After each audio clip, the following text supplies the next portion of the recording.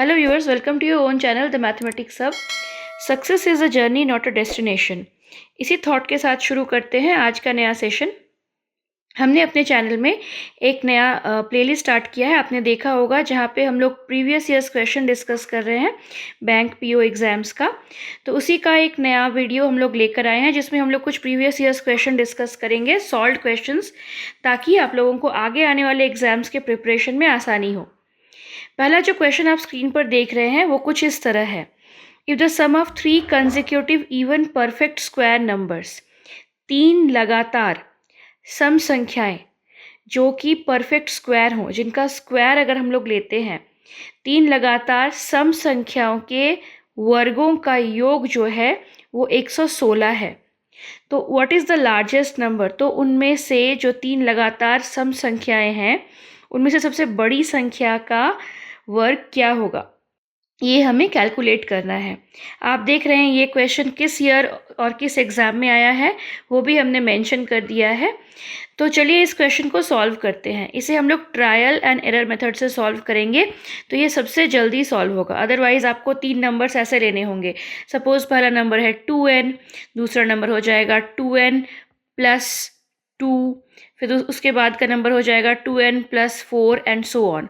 फिर उनका स्क्वायर करना होगा, फिर कैलकुलेट करना होगा n का वैल्यू। तो इतना लेंदी प्रोसेस ना लेकर अगर हम लोग इसे ट्रायल एंड एरर मेथड से सॉल्व करते हैं तो हमें बस ये नोटिस करना है कि 3 नंबर्स के स्क्वायर का जो एडिशन है वो है 116। 3 लगातार सम संख्याओं के वर्गों का योग, 3 consecutive even perfect square numbers का सम जो है वो 116 है। यानी नंबर्स ज़रूर इससे छोटे रहे होंगे। ऐसे कौन कौन से नंबर हो सकते हैं? अगर हम लोग सोचें, 4 का स्क्वायर होता है 16, 4 के बाद आता है 5 तो विषम संख्या या ऑड नंबर है, उसे हम लोग नहीं ले सकते हैं। उसके बाद हम लोग 4 के बाद कौन सा नंबर लेंगे? वो नंबर लेंगे 6। तो 6 का स्क्वायर हो जाएगा 36। 6 के बाद आता है 7 जो कि है एक ऑड नंबर या विषम संख्या, उसे अवॉइड करते हुए हम लोग आगे बढ़ेंगे 8 की ओर। तो 4 के बाद आया 6, नेक्स्ट इवन नंबर या सम संख्या, उसके बाद नेक्स्ट इवन नंबर या सम संख्या आ गया 8। इन तीनों का स्क्वायर क्या है? इन तीनों का स्क्वायर है 4 का स्क्वायर हो गया 16, 6 का स्क्वायर हो गया 36, 8 का स्क्वायर हो गया 64। अब इन तीनों का एडिशन करेंगे तो क्या होगा? इन तीनों का एडिशन अगर करते हैं, इन तीनों का अगर योग निकालते हैं, जोड़ निकालते हैं, तो वो रिजल्ट निकलता है 116।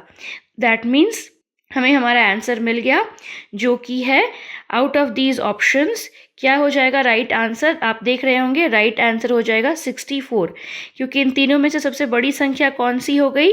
8 का स्क्वायर हो गया 64। तो इस तरह से हम लोगों को बस नंबर को ऑब्जर्व करना है।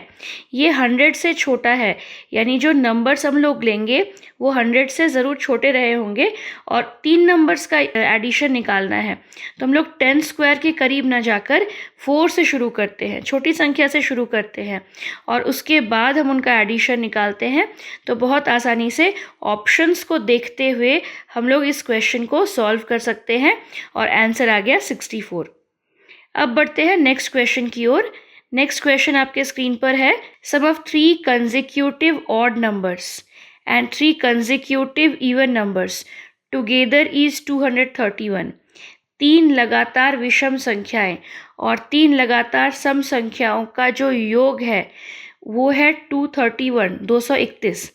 Difference between the smallest odd number, ये जो 3 लगातार विषम संख्याएं हैं उनमें से सबसे छोटी जो विषम संख्या है, and the smallest even number, जो 3 लगातार सम संख्याएं हैं उनमें जो सबसे छोटी सम संख्या है, उनका जो डिफरेंस है, उनका जो अंतर है वो है 11। What is the sum of the largest even number and the largest odd number? तो इन तीनों में से जो नंबर्स होंगे, जो सम संख्याएं होंगी, उनमें से जो लार्जेस्ट सबसे बड़ी सम संख्या होगी, and the largest odd number सबसे बड़ी जो विषम संख्या होगी, उनका योग या उनका सम क्या होगा, ये हमें कैलकुलेट करना है। क्वेश्चन जितना लेंदी है, इसे सॉल्व करने का तरीका उतना ही आसान है। जब भी हमें 3, 5, 7 यानी ऑड नंबर्स दिखे तो हमेशा नंबर्स को कुछ ऐसे इमेजिन कीजिएगा। x जो बीच वाला नंबर हो जाएगा, x के ठीक बाद वाला नंबर हो जाएगा x+2 और x के ठीक पहले का नंबर हो जाएगा x-2। अगर हम लोग 3 नंबर लेते हैं x फिर x+2 एंड x+4 तो इसे सॉल्व करने में थोड़ा सा ज़्यादा कॉम्प्लिकेशन होगा। बट अगर हम लोग इस तरह से लेते हैं नंबर्स को तो ये -2 और +2 बहुत आसानी से एलिमिनेट हो जाते हैं, इसीलिए कैलकुलेशन आसान बन जाता है। तो कैलकुलेशन को आसान बनने के लिए हम लोग 3 लगातार विषम संख्याओं को इमेजिन करते हैं। पहले बीच वाली संख्या हो जाएगी x, तो उसके बाद वाली संख्या x+2 और उसके पहली वाली संख्या हो जाएगी, अगर बीच वाली संख्या x है तो पहली संख्या उसके ठीक पहले वाली संख्या हो जाएगी x-2। तो 3 लगातार विषम संख्याएं हो गई x-2, x, x+2। अब आते हैं इवन नंबर्स की ओर। इवन नंबर्स हमेशा 2 के मल्टीपल्स होते हैं, तो हम लोग बीच वाली जो इवन नंबर है इसे 2n इमेजिन करते हैं। उसके ठीक बाद वाला नंबर हो जाएगा 2n+2 और उसके ठीक पहले वाला नंबर हो जाएगा 2n-2। तो ये हो गए 3 सम संख्याएं, 3 लगातार सम संख्याएं 2n, 2n-2 एंड 2n+2। तो हमें मिल गए हमारे 3 विषम संख्याएं, 3 सम संख्याएं।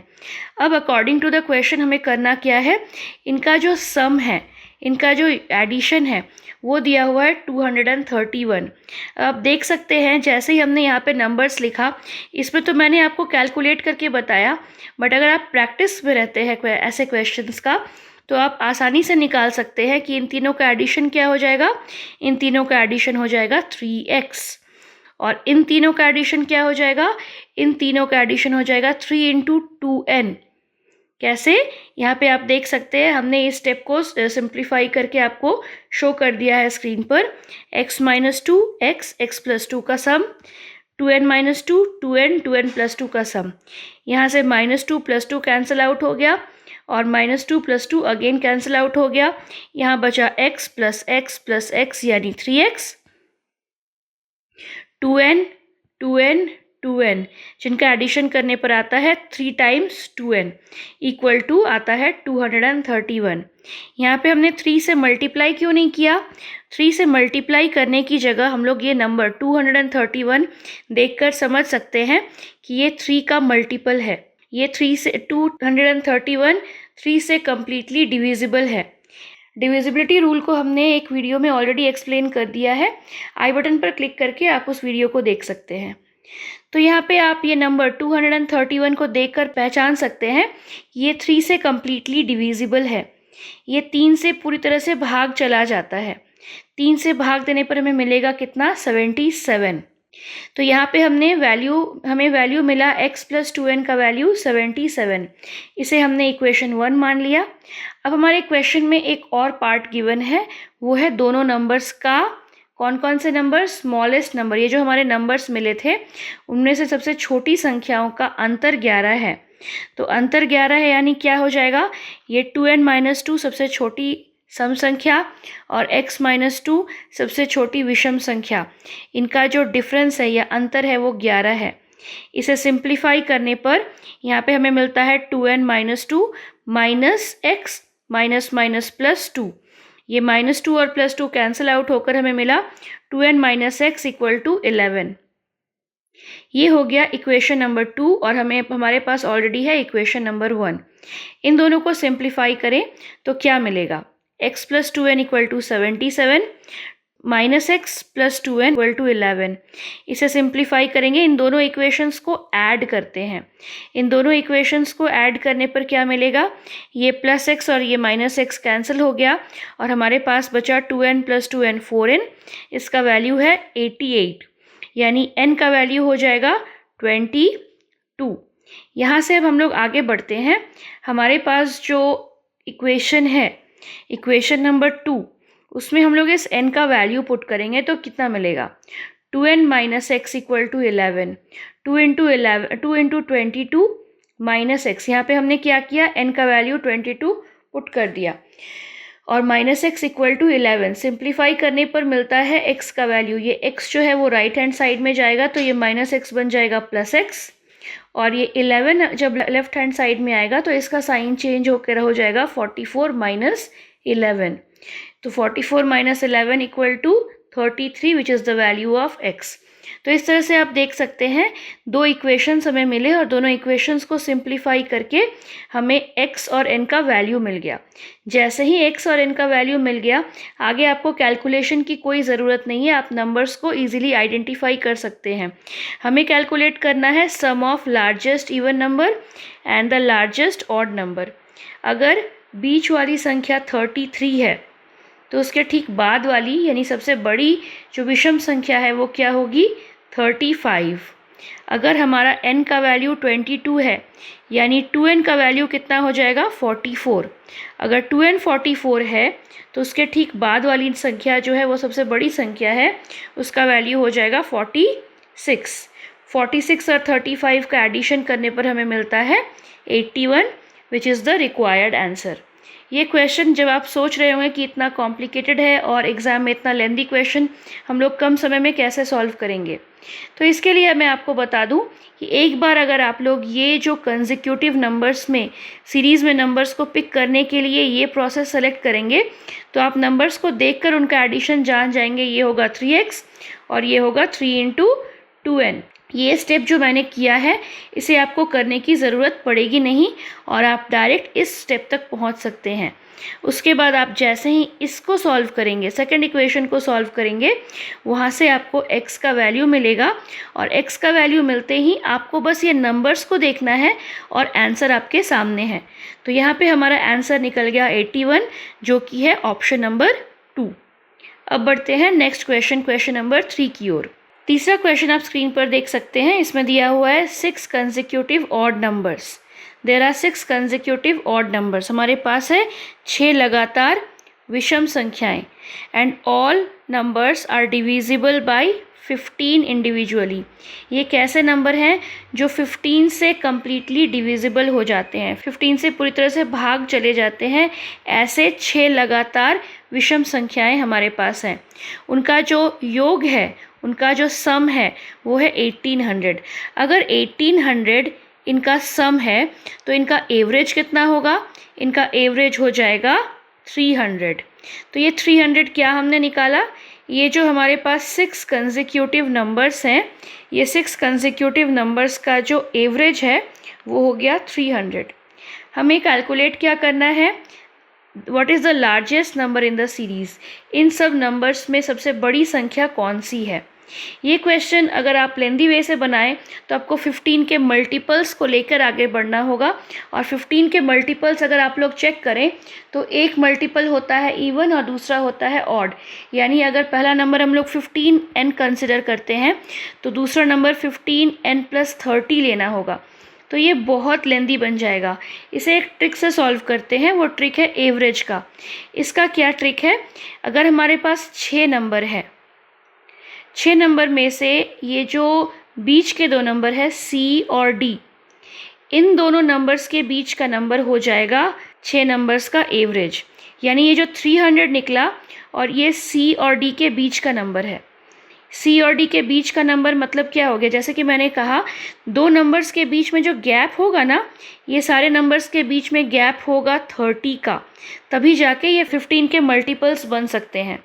अब हमें कैसे नंबर्स लेने होंगे, यानी C जो है और D जो है इनके बीच का गैप है 30 और इन दोनों के बीच का अगर हमको लेना होगा नंबर, और वो नंबर अगर हमको दिया जाए 300, ये 300 हमेशा इन दोनों के बीच का नंबर, इन दोनों का मीन अगर कहा जाए, इन दोनों का एवरेज कहा जाए, वो हो जाएगा हमारा बीच का नंबर, वो है 300। तो D हो जाएगा इस 300 में 15 प्लस करने पर और C हो जाएगा इस 300 में 15 माइनस करने पर। आ गया हमारे बीच इन नंबर्स के बीच का गैप 30, यानी 300 हो गया इन दोनों नंबर्स का मीन या इन दोनों के बीचों बीच का नंबर, यानी ये D हो गया 315, उसके बाद का नंबर हो गया 345। जैसा कि मैंने बताया कि नंबर्स के बीच का डिफरेंस 30 है। अगर D का वैल्यू 315 है, उसमें हमें 30 प्लस करना पड़ेगा तो हमें नेक्स्ट नंबर यानी E मिलेगा। उसमें फिर हमें 30 प्लस करना पड़ेगा तो हमें मिलेगा F, और इस तरह से हमें मिल जाएगा F का वैल्यू 375। तो आप देख सकते हैं ये जो एवरेज है ये तो आप मेंटली कर लेंगे 6 से डिवीज़न, और उसके बाद अगर आप ट्रिक ये जानते हैं कि हमें बीच का नंबर लिख लेना है और दोनों नंबर्स के बीच का अगर गैप 30 है तो +15 और -15 करने पर हम लोग दोनों नंबर्स को पा सकते हैं। ABC का इस क्वेश्चन में कोई रोल नहीं है, इसीलिए हम लोग ABC का वैल्यू कैलकुलेट नहीं करेंगे। हम लोग कैलकुलेट करेंगे D, E और F का, क्योंकि हमें कैलकुलेट करना है F का वैल्यू, सबसे बड़ी संख्या का वैल्यू। तो 315 हो गया D का वैल्यू, उसमें 30 ऐड करने पर मिल जाएगा E का वैल्यू, उसमें फिर से 30 ऐड करने पर मिल जाएगा F का वैल्यू। एवरेज से रिलेटेड हम लोग बहुत सारे वीडियोस आने वाले दिनों में पोस्ट करने वाले हैं, उसे फॉलो करने के लिए या सीखने के लिए, और ऐसे ही कुछ मज़ेदार क्वेश्चंस जो प्रीवियस ईयर्स पेपर में आए हुए हैं उन्हें प्रैक्टिस करने के लिए हमारे चैनल को सब्सक्राइब कीजिए और बेल आइकन पर टैप करना ना भूलें। Thank you.